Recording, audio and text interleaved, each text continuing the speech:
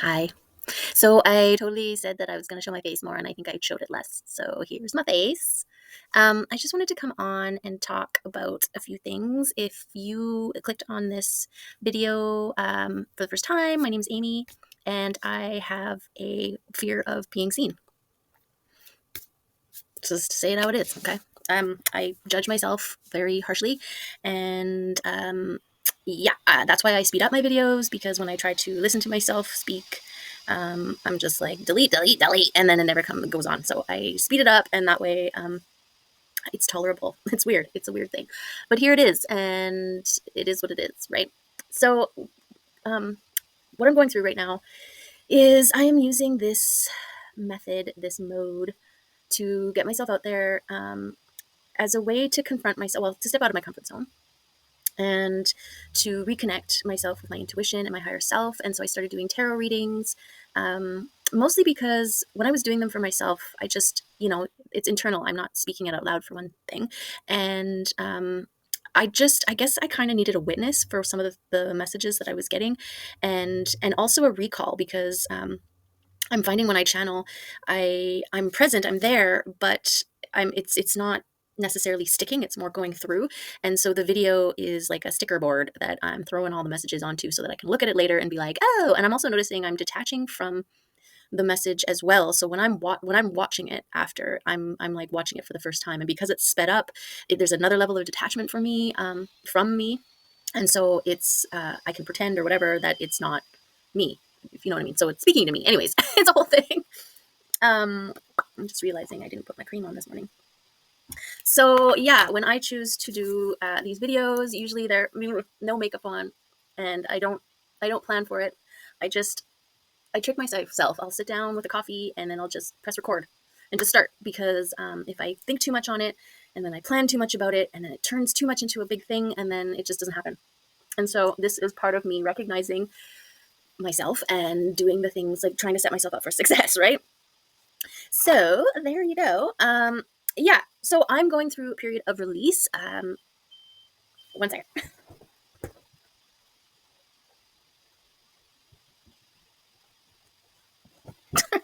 I forgot I was making carrot cake. Okay, so that's what that was all about. Okay, so yes, it smells delicious, by the way. Where was I going with this? Oh yeah, I am in a process of releasing, which is the time of the year, the moon, stars, everything is facilitating that.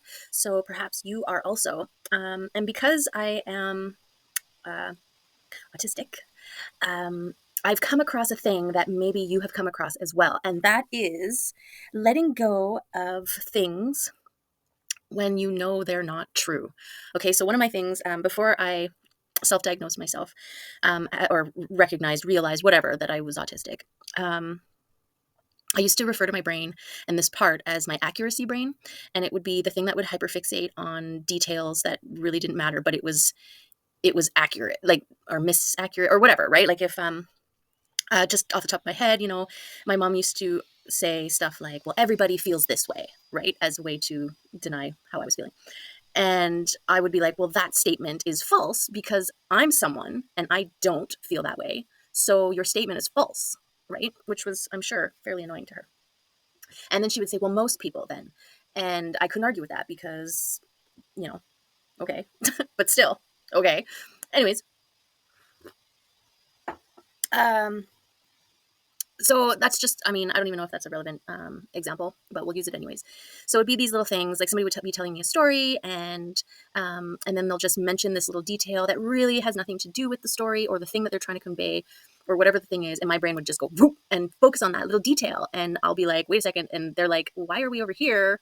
This has nothing to do with it. Anyways, and so I've trained myself to recognize that that's what I do, see when I do it, and then, just be like, it's fine, let it go, right? But then I came across, so in my personal life, trying to release people, places, and things that have made it there, who have contributed to the the numbing down, not the numbing down or talking down. It's like a downplaying of me. Um, you know, and it would actually act as like a bait, right? Because it'd be false, it'd be wrong. They'd accuse me of something, and first of all, because I want to be self-aware and take responsibility for my actions and stuff, I immediately am like, ooh, did I what wait, and look at it from all the angles to be sure, like, is that actually accurate um and all that kind of stuff, which is, people like narcissistic people's dream, because I'm hesitating, and the minute I hesitate, it's like, then they're like all over it, and it's this whole thing. Anyways, that was part of my journey, and we're not here to discuss the details about that, but um it's I find it really hard to just sit and let untruths be, if you know what I mean. Okay, so someone accuses me of being something that I'm not.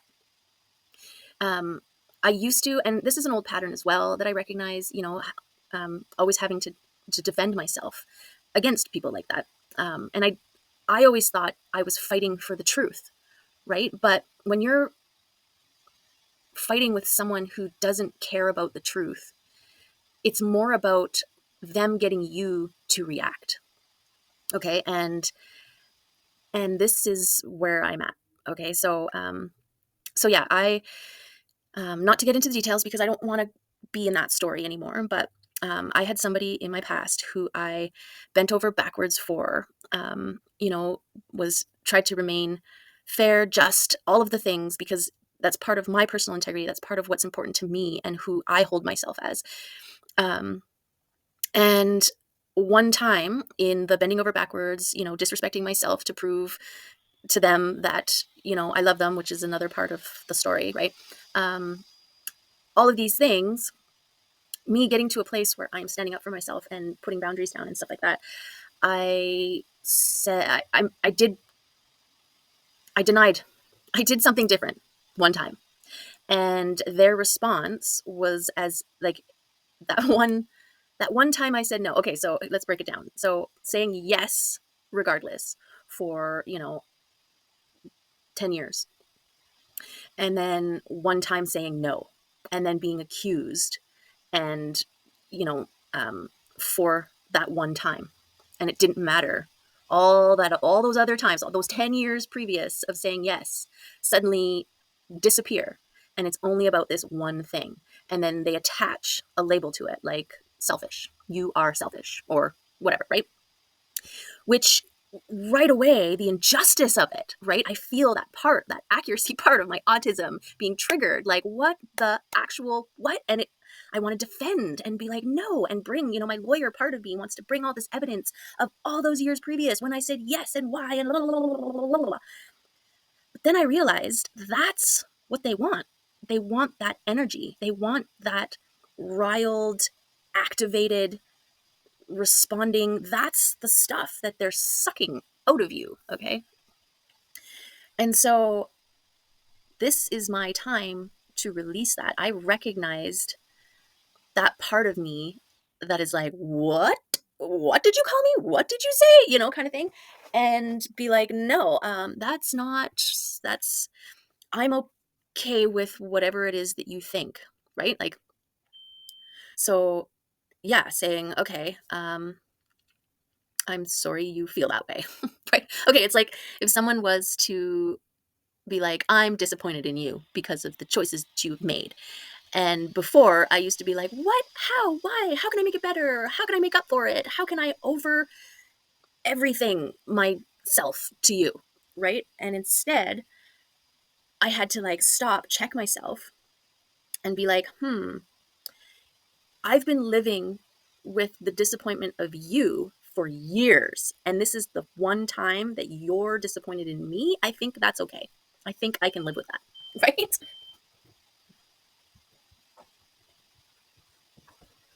I think this is true freedom. I really do. Once you get the hang of it, I mean, it still circles back, right? And it's just a word. I consider myself, and I have tried very hard my whole life to be respectful, considerate, mindful. And a lot of it is because of constantly being misunderstood. So always trying to refine myself and shave away all those rough edges from all the angles so that there's no wiggle room to be perceived in those ways, right? And realizing that there's only so much you can do. People outside of you are only seeing through the lenses that their life has given them. And so it's a huge waste of energy. I mean, it's not a waste of energy to try to be the best that you can be, okay, and to um, be mindful of other people's perspectives and how you are being received and all that kind of stuff. But to a point, because there's a hell of a lot of people that will refuse to be honest with you or themselves, right? And so you're literally beating your head against a brick wall, trying to convince a brick wall of your worth. And no, don't use that. Don't waste your precious energy on people committed to not seeing who you are and what you bring and the efforts that you make, right? Um, a lot of the times it's that projected skewing, right? They see you as trying to be honest and have integrity, and they're in denial of their own inability or non-integrity. And so instead of using you as a mirror to recognize where they need to work on themselves, they instead try to bait you to being just like them. And then they don't have to change, they don't have to take accountability, and they don't have to witness you being better in an area, right? It's weird. But it is all the more reason why it's important to do the healing work, to empower yourself so that you're not taking their skewed perspective to heart. Okay, because that's where the traumas come from, especially with autism. Like, not to downplay anybody else's trauma and hurt, but you know things that for some people are just water off a duck's back. I find for highly insensitive people, those same little drops of water that just roll off of most people's back are actually like shards of glass that freaking penetrate and cause wounds to the heart. Okay, so yeah, like um, yeah. So, anyways, that was one of the things that I wanted to talk about because I am seeing it coming up and around, and it was something that came up in my personal life. I had to put some strict boundaries around some people who I felt had been taking advantage of me for many years, and no, it's not them taking advantage of me. It's also me allowing myself to be taken advantage of because I didn't know better. And that's the thing, right? That is exactly the thing. None of us are, well, not none of us, but most of us aren't being held down against our will, and these kinds of things being forced upon us. We just haven't developed the kind of self-love and healing necessary to recognize that we're worth more than having to put up with that and saying no to it, right? And so when I put my boundary up, um, I've heard through the pipeline that the response was that I was disrespectful, and just that word, and it's tied right to the beginning. That word was used to try to control me from a parental figure, right? Anytime that I would try to speak my truth or say how I felt or to be heard or to be recognized, to be anything that was true for me, when it wasn't being outright denied, um, I was being accused of being disrespectful. Either my tone of voice, the audacity for me to even share how I was feeling about a thing, any of that, all of that. It was all a form of disrespect.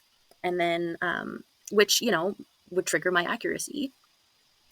And it was funny because I basically was conditioned that my needs, my thoughts, my feelings didn't matter. It didn't matter. It was only about the other person. And so, of course, my living relation, or like as I grew up, those relationships I kept because are sought after or felt comfortable in, or it was a role that I maintained, right? And this is the whole karmic relationships. They're meant to show you. They're your forge, and you either emerge um, devastated beaten, bruised, and victimized, or you come out empowered as a diamond, um, and burn that fucking forge down. So that's what I'm doing. That's what I'm doing, as peacefully as possible, right? No, I just removed myself from those equations, and allowed space to heal the nervous system, to heal, like the other thing with autism is like the avoidance. You want to avoid confrontation. And I was thinking about this because I can be confrontational as perceived by the outside world. If we're having a conversation and you say something that doesn't feel or sound right, I'm going to question, I'm going to ask questions, I'm going to want to know more, which may or may not inadvertently out you as being, you know, non-accurate or whatever. It can seem confrontational because I am questioning what you think you know. And it's not about, prove to me that you are right. It's more about, I need more information so that I can understand. This is what I mean. Like, um, me needing to know, I've just been called so many things in my life, just trying to find out more information so that I can have a deeper understanding of where you're coming from. Been called passive aggressive, opinionated. My own family has accused me of being highly opinionated, and I'm sorry. It's sorry, not sorry. It's more about me just seeking to be heard and to be understood, because yeah, constantly misunderstood. And then also being highly intuitive, there's another level of like witnessing a misunderstanding happening, like a freaking train wreck that you can't stop. And it's like, oh, damn it. Well, that happened, and walking away, right? Except I didn't know better to walk away. I would just be in there, and then it would turn into this thing, and then I'd be like, no, it would turn into a confrontation, or the other person would get triggered and start freaking out. And then me, I just want to take responsibility for my part in things. And then also, having to emotionally regulate everyone else's feelings. And so it was like me not only taking responsibility for my part in it, but also taking responsibility for their part in it and everybody's part in it, just so we can move on, just so we can get beyond this confrontation, this thing, this, yeah. And anyways, if you're in a state of release right now and finding it really difficult, I'm right there with you, man. I'm right there with you. It's hard. It's hard. I still, like, I tell myself, like, nope, it's okay. And then, I go about my day, and then the little freaking spiral comes back around, and it's like, disrespectful. And then my brain's like, no, because of this, this, this. And I feel that part in me wanting to be like, motherfucker, like, get into it. And then it's like, no, that's, you're pouring energy into the wrong tub, right? Like, no, let's not, nope, nope, nope, nope, nope. And I think that's how the universe works too. Like, it'll bring things around again to kind of see, how are you responding to this now? Oh, you're responding differently. Okay. And then how about now? Yeah, still different. Okay, okay, okay. One more time. Right. And until infinitum.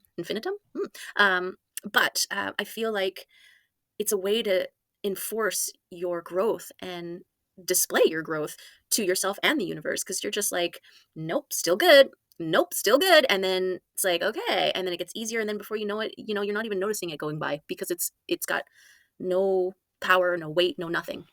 It it's invisible. And that's when you have rewritten something for yourself, right? Is when those things that used to trigger you come around, and you can't even, it was like, is the wind blowing somewhere? I don't know. Like, oh, I just had a little chill, and that's it. I'll just put on a sweater or whatever, right?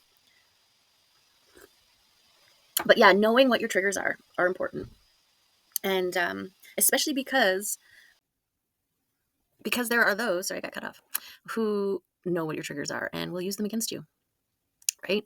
So yeah, recognizing that being accused of being disrespectful when I have literally curated my life around being the most respectful that I could possibly be.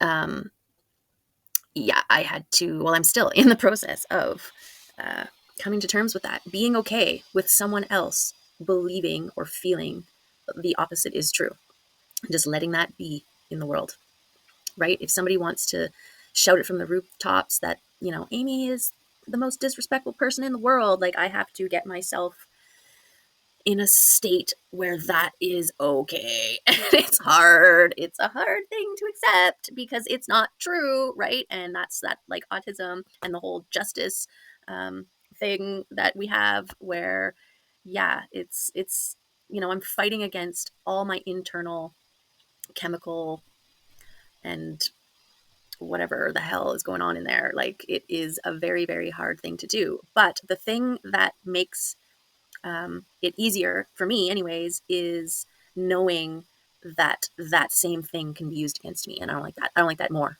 so, so yeah, I have to introduce a new part in myself that is standing right there, reminding me. Right?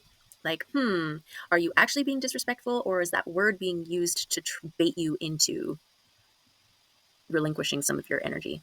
Ah, it is that, isn't it? Yeah, no, your energy is very important to you. Keep it for yourself. And that's not being selfish. That's finally claiming what you didn't know you needed to in the past, right? Yeah, recovering people pleaser, man, it's hard. It's hard.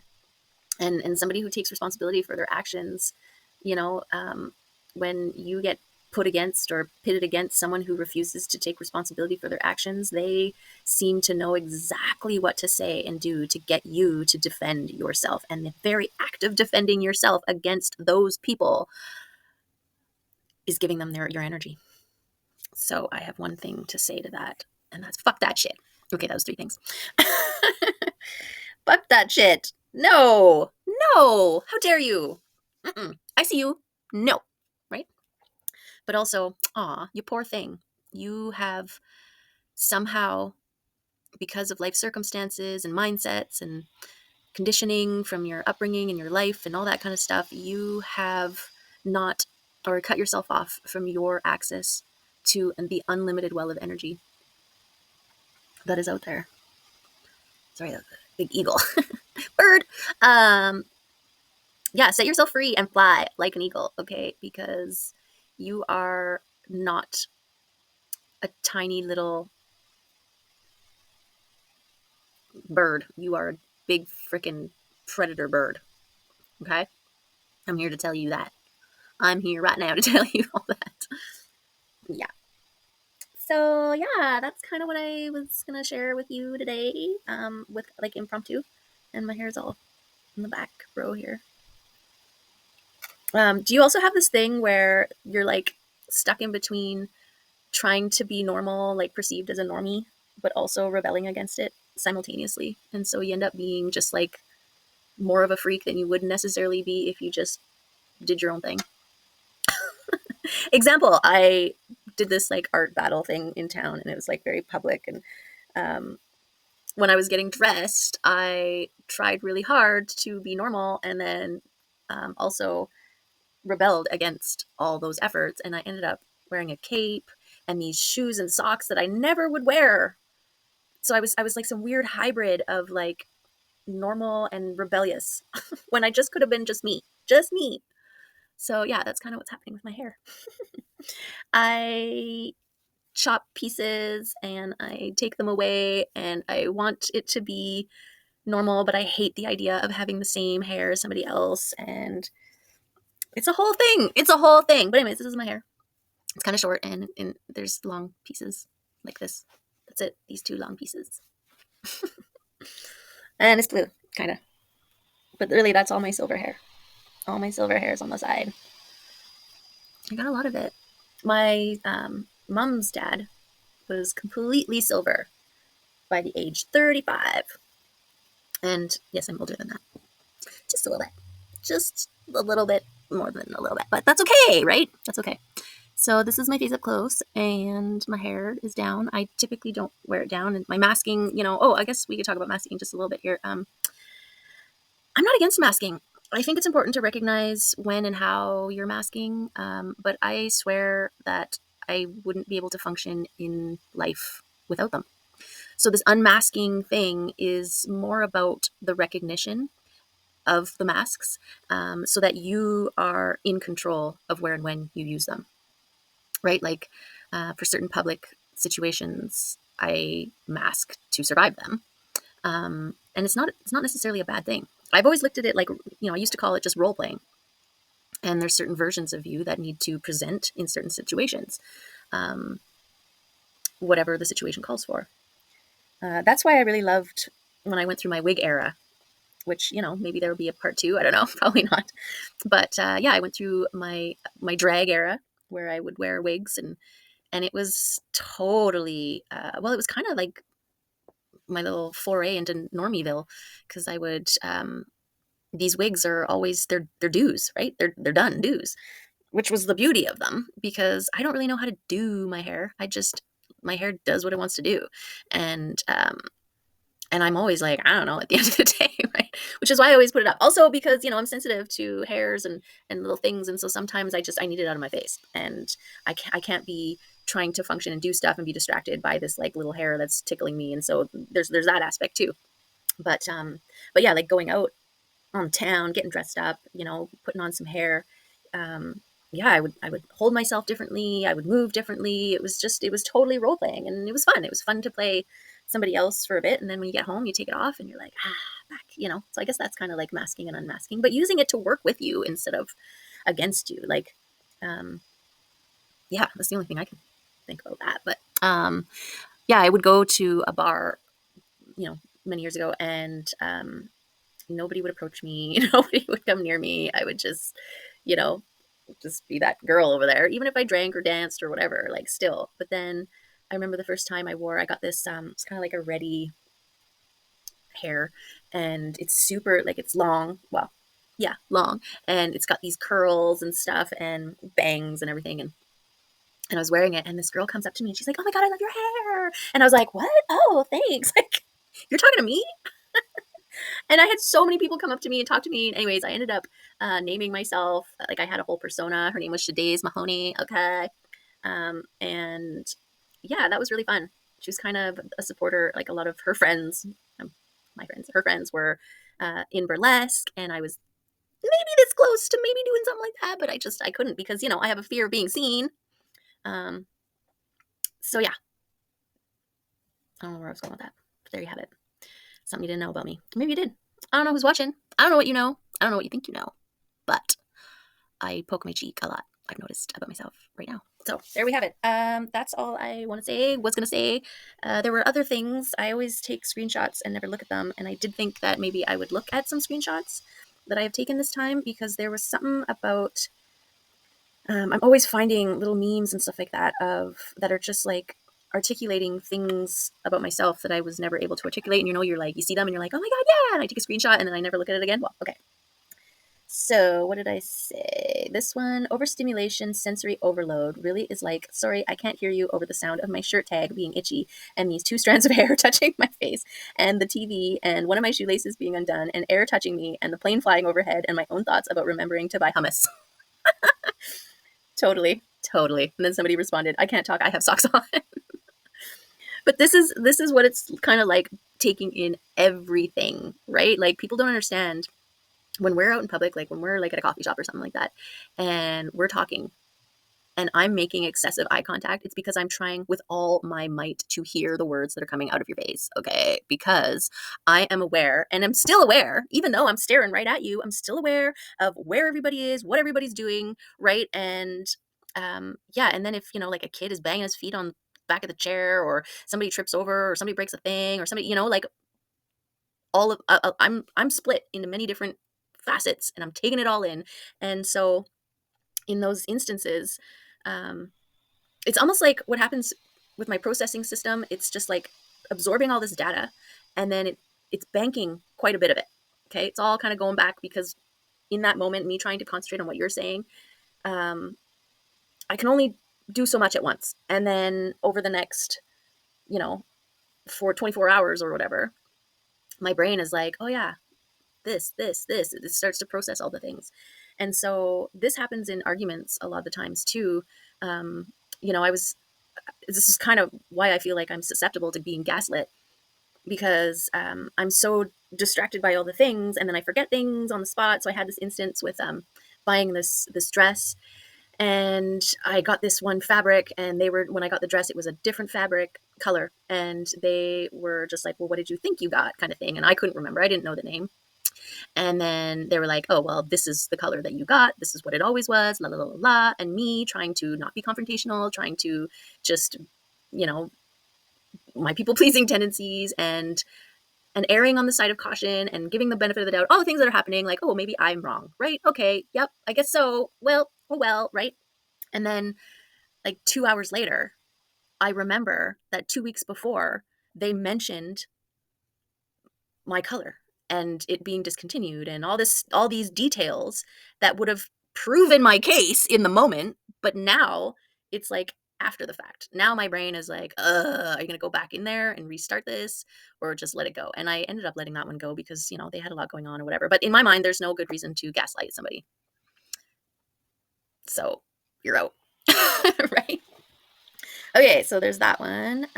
What else we got here? The fact that autistic children learn to mask and appear to modify their behavior based on your demands means that they might think you have taught them to overcome their autistic traits, but you haven't. You force them to comply at a very high cost to their mental health. Yeah, so, I get that a lot where people view me as, in public being fine. Look at you, you're interacting with people, you're funny, you're helpful, you're all this stuff. And it's like, I am high masking is what's happening. I've been trained to high mask. I've been trained to not to dumb down or to not acknowledge anything that I'm feeling for the sake of blending in and keeping the peace and all that jazz. But it's having an effect. And I will be in recovery for many days, and you won't see that. You don't see that. Right? So there's that. What else we got? No, pyrite. Oh, I did take a screenshot about the pyrite. Autism is a spectrum. That does not mean that everyone is a bit autistic. It means that every autistic person experiences different combinations of autistic traits and each to different intensities. It is non-linear, and our ability to cope with different things varies day to day. Yes, I screenshotted this because yes, and yeah. The best analogy that I came across on this is autism is like dials on a stove. Okay. And each person has their dials set to different degrees. So you can have someone who is very good at one thing and not very good at another thing. And you can have, so that person has this dial up to 10 or 9, and this one is like a 1 or a 2. Right. And then you have another autistic person with those same dials, only their dial is set to a 4 and this one's a 3. Right. And varying combination, that's just 2 of the dials. There are a lot of dials and they're all different. And whatever external stimulus is going on, whatever needs to be done, whatever the case may be, those dials are also shifting and adapting. This is why it's just a spectrum. And it's funny how many people think that saying, when a person is like, I've got autism, they're like, oh, well, everybody has a little bit of autism. They think that that somehow is not offensive or hurtful or demeaning or downplaying or any of these things. It's like, it's the equivalent of being like, I have problems in this area. Well, everybody has problems in that area. Like, what's your intention when you say that?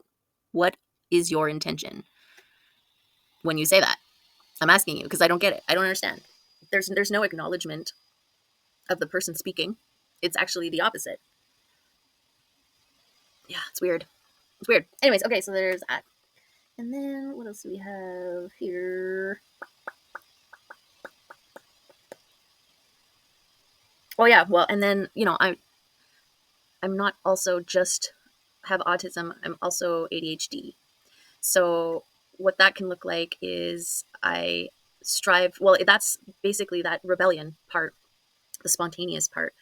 So I will like have these muscle memory. I always thought I would make a good factory worker because I get really fast and efficient when I'm doing something repetitive. But I also have this urge to switch it up, to do something different. And there was a picture that I came across, and it was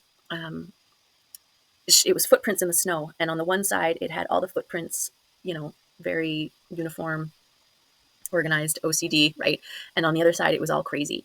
And it was like, this side's autism and this side's ADHD. And for me, I'm like, I'm a bit of both, depending on how I'm feeling the day, the moment, all of the things. Like I will be going along, everything is uniform, and then all of a sudden I'm like, woo! And then, oh yeah, doot, doot, doot, doot, doot. Here I go again. So this one, ADHD masks heavily, feels too much or not enough in different spaces. Yes. Both sensory seeking and sensory avoidant needs careful balance. Yes. Pushing through exhaustion due to masking, sensory stress, and executive dysfunction. Yeah. And for me, being self diagnosed, it was more about me not like having a better understanding, having language and being able to communicate what my needs are, recognizing that I have needs, all of that kind of stuff.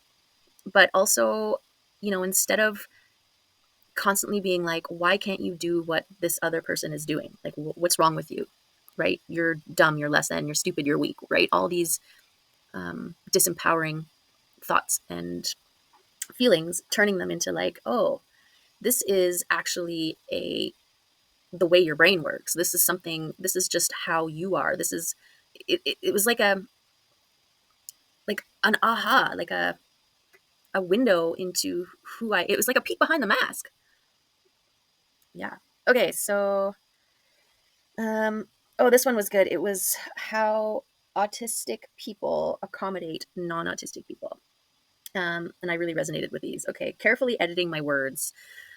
Blunt, harsh, bitchy, passive aggressive, being accused of being all of these things when speaking your truth, when just speaking.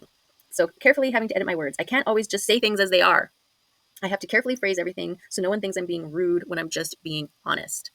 And and I've had that too, where I one of the people in my past, here's an example. I'd be like, observe in real time with no judgment. Being totally judgmental was something else that I've been accused of, when literally I haven't even made a judgment yet. I've spoken something out loud and it's usually in real time, like, it's raining, because I just looked out the window and noticed it's raining. But I've had people in my life being like, oh, it's fine. It's fine that it's raining. Just use an umbrella. Like having all these responses where I'm like, what are you talking? Like, it's not a bad thing, right? Like, so many people, this is that, like, people looking through their own lenses, right? Why are you speaking it if it's not a bad thing? Is how I am led to believe, is how most people communicate. I don't know. I still don't get it. Okay. So there's that one. Forcing eye contact when it's uncomfortable, just so people don't assume I'm not listening or don't care. Yeah. Because I look away. I'm trying to find the words. I'm trying to consider all of the things. And, it can be very unnerving to other people. They're like, are you paying attention? Are you listening to me? Right. And so I get that, like, heavy eye contact. Yes, I'm listening to you. I'm trying not to be distracted by all the things over there, but I'm still seeing everything out of my peripheral. It's still happening. It's still happening. But for you, I'm here. I'm here so that I cannot be accused of not being here. Okay, so there's that. Downplaying my sensory needs, pretending I'm okay with bright lights, strong perfumes, or scratchy clothes so I don't seem picky. Yeah, sometimes I'm able to just pretend, but it's not. It's like that. It's the hyperfixation that you can't choose. Um, it just happens. It's like that accuracy brain where the hyperfixation is like, this is inaccurate, and having to be like, that also doesn't matter. It's fine. Move on, right? But when it comes to physical, like, I always have to wear slippers because stepping in my socks into something wet and then having a wet spot on my sock. Oh no, no, no, no. Scratchy tags. Um, yeah, I'll rip them. I used to rip them, and I rip my clothes, and then I'd have to calm myself down and go get some scissors and cut them out. But even then, if you miss a bit, there's still that little edge, so I'd have to seam rip the damn thing. And I okay. So I barely come on here, and then you can't shut me up. My camera, it only gives me little 30-minute record moments. So yeah, I don't even know what we were talking about. But the next one is going with the flow. When I crave clarity, routine, and order, because my need for structure has sometimes been seen as rigid. Yes, and so even though internally I'm like, ooh, externally I'm like, sure, yep, that sounds great. Let's do that. And I think I have lots of other things in there. But that is all of the autistic, ADHD ones of late that I have screenshot. Okay, so I don't remember what the reason was other than to show my face, and I did that, check, and to talk about autism a little bit, check, to talk about releasing, there we go, that's where it was, and how hard it is to release injustices. just letting them just be out there and not allowing them to be a trigger anymore. Recognizing that they are a trigger and taking your power back, not allowing people to use those triggers against you. And there's only one way to do that, and that is to recognize, and then create parts. Um, well, that's just what I do. Create parts that remind me or that have my back, so that I don't fall into that trap. Right. So this, I guess that's kind of, no, I was going to say, it's like you just using ego to work for you, which I think, I mean, ego is a part, like it's a necessary part. It just can turn tyrannical if left unchecked. And so it's more of like when they talk about the death of the ego, I feel like it's a death of the tyranny, right? It's an acknowledgement of all the areas where the ego is overprotecting, overcompensating, over doing it in any way, and killing that, being like, nope, that's not necessary anymore. Thank you very much. Let's do it this other way or whatever, right? I love the analogy, for me anyways, like your higher self, your consciousness awareness is your CEO. Maybe I don't like this. I just don't know enough about the hierarchy structures in corporations.